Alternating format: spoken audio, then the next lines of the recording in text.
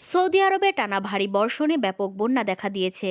এতে দেশটির পশ্চিমাঞ্চলে ইসলাম ধর্মাবলম্বীদের পবিত্র দুই শহর মক্কা ও মদিনায় ইতিমধ্যে রেড অ্যালার্ট জারি করেছে দেশটির আবহাওয়া অধিদপ্তর। তুর্কি ভিত্তিক সংবাদ মাধ্যম আনাদোলু এজেন্সির এক প্রতিবেদনে বলা হয়, এনসিএম এর কর্মকর্তারা জানিয়েছেন দেশটির পূর্বাঞ্চলও বন্যায় পানিতে ডুবে গেছে।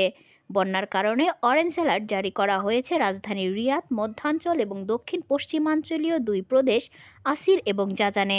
পাশাপাশি জনগণকে সতর্ক থাকার আহ্বানও জানিয়ে বলা হয়েছে তারা যেন সরকারের নিরাপত্তা সংক্রান্ত নির্দেশনা অনুসরণ করেন। অনেক এলাকায় বৃষ্টিপাত এখনও অব্যাহত রয়েছে বলে উল্লেখ করা হয়েছে সর্বশেষ পূর্বাভাসে।